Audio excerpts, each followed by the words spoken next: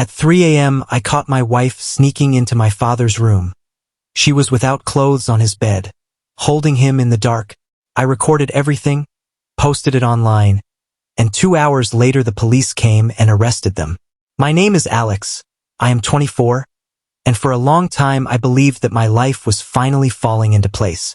I was young, healthy, and madly in love with a woman I thought was the most beautiful soul I had ever met. Her name was Sophia, and she was only 22.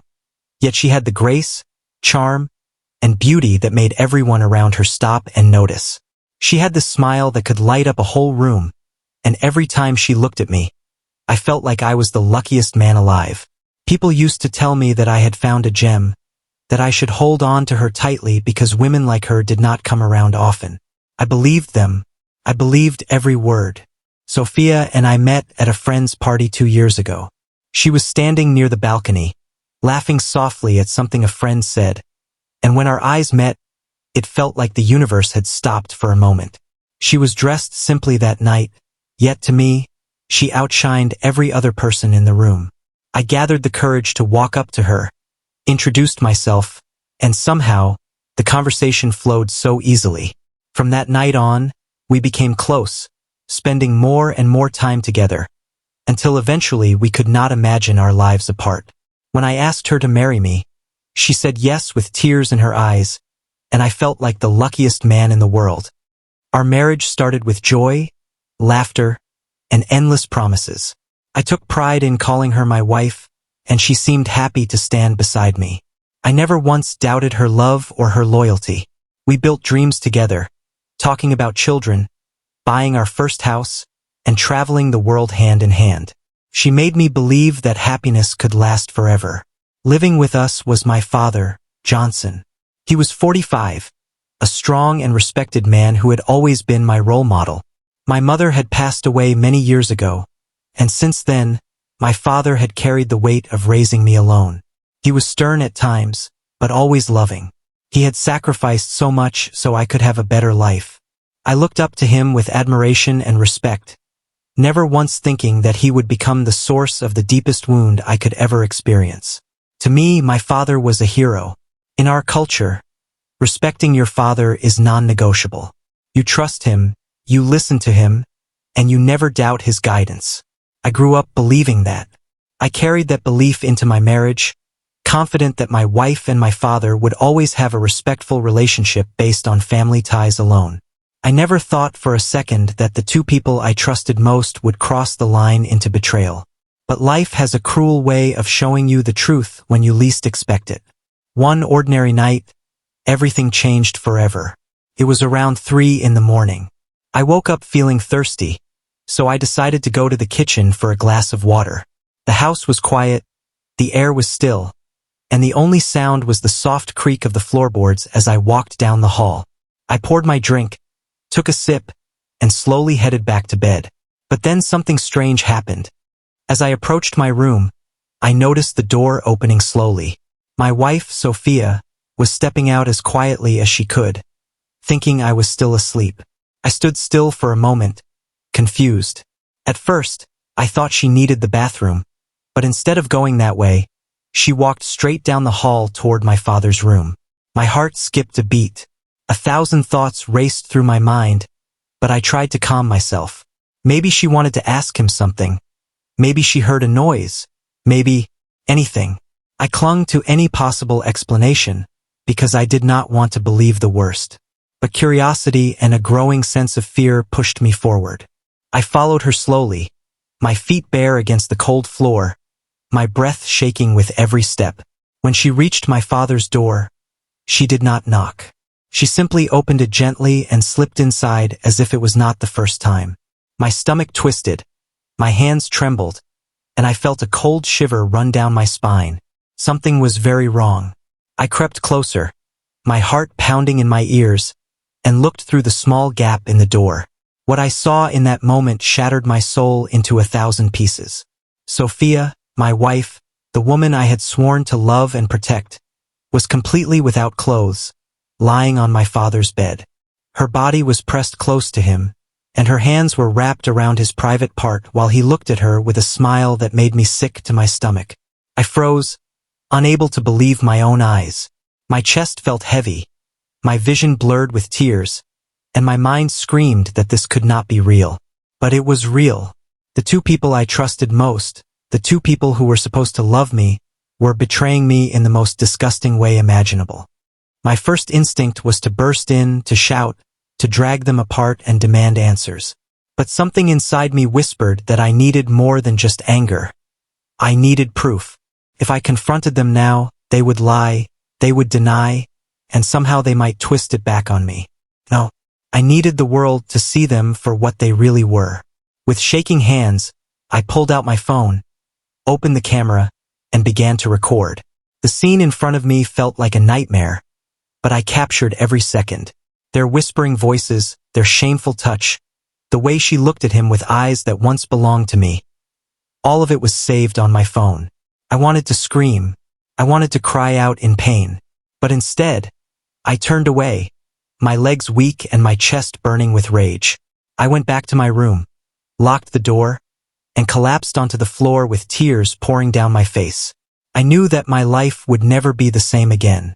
I sat there on the cold floor of my room, my phone still in my hand, the video still playing on the screen, as if my mind wanted to torture me by rewatching the same scene again and again. My heart was beating so hard that I thought it would tear out of my chest. I kept asking myself over and over, how could they do this to me? How could my wife, the woman who promised to love me forever, be lying naked with my father? How could my father, the man who raised me, destroy me like this? Every memory of Sophia smiling at me, every word she had ever spoken about love, every promise she made during our wedding ceremony, it all felt like poison now. My chest ached with a pain so sharp that breathing became difficult. The weight of betrayal is heavy, and at that moment I felt like the whole world had crashed onto my shoulders. But in the midst of that pain, something inside me shifted. I realized that crying alone in my room would not heal me. Staying silent would only allow them to continue their game behind my back. No, they needed to be exposed. The world needed to see what they were doing. I deserved justice, and if I could not find it in their hearts, then I would find it by revealing the truth to everyone. My hands still shaking, I opened my social media app. I uploaded the video without thinking twice. As the progress bar moved across the screen, I felt my stomach twist, but my mind was clear. There was no turning back now. Within minutes, notifications started flooding my phone. Comments, shares, and messages poured in like a storm. People could not believe what they were seeing. Some were angry, some were shocked, and some were cursing their names out loud. The video spread like fire. In less than 30 minutes, my phone was exploding with calls from friends, relatives, and even strangers. My hands trembled as I scrolled through the comments. This is sick. How could a father do this to his son? How could a wife betray her husband like that? The more I read, the more I realized that I was no longer alone in my pain. The world knew the truth, and they could not hide anymore. Meanwhile, in that same house, my father and Sophia remained unaware of what was happening outside their room. They thought their secret was safe, that their midnight meetings would stay hidden forever. They did not realize that their faces, their actions, their shameful intimacy were now being watched by thousands of people online. I could not sleep. I could barely breathe. My body shook with anger and heartbreak. 2 hours passed like a lifetime, and then, suddenly, a loud knock echoed through the house. I jerked up, my heart racing. The knocking was firm, rhythmic, and commanding. It was not a neighbor, not a friend. It was the sound of authority. When I opened the front door, my eyes fell on 2 police officers standing there. Their faces were stern, their posture serious. "Are you Alex?" one of them asked. I nodded slowly, my throat dry. "We need to speak with your father and your wife," the other said, his voice calm but firm. My heart pounded as I stepped aside to let them in. The officers walked down the hall, their boots hitting the floor with a heavy sound that made my stomach twist. They reached my father's room and pushed the door open. What they found inside made my blood boil all over again. Sophia and Johnson were still there, still without clothes, still lost in their shameful act as if nothing had changed. "Get up!" one officer barked, his voice echoing off the walls. Shock flashed across their faces as they realized they were no longer alone. Sophia scrambled to cover herself with a blanket, her eyes wide with fear. My father froze, his face pale, his body stiff like a criminal caught red-handed. "You're both under arrest," the officer said, pulling out handcuffs. The sound of metal clicking against their wrists brought a strange mix of relief and sadness to my heart. Sophia cried out, begging them to stop, while my father tried to speak, but the officers ignored their pleas. They were led out of the room, their heads bowed, their faces burning with shame. I stood there watching, my body numb but my mind clear. This was justice. This was the consequence of their choices. They had taken my love, my trust, and my family, and they had crushed it under their feet. But now, the whole world knew the truth, and they could no longer hide behind lies. As the police led them out of the house, neighbors had already gathered outside, whispering, pointing, and staring. Sophia tried to look away, covering her face with her hands, but it was useless. The video had already gone viral.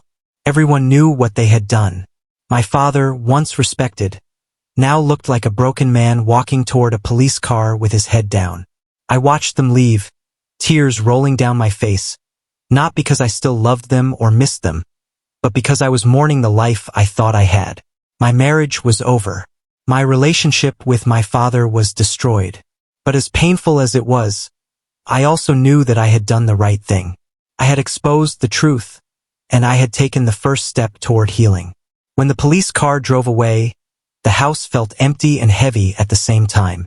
I sat down on the porch, the cool night air hitting my face, and for the first time in hours, I took a deep breath.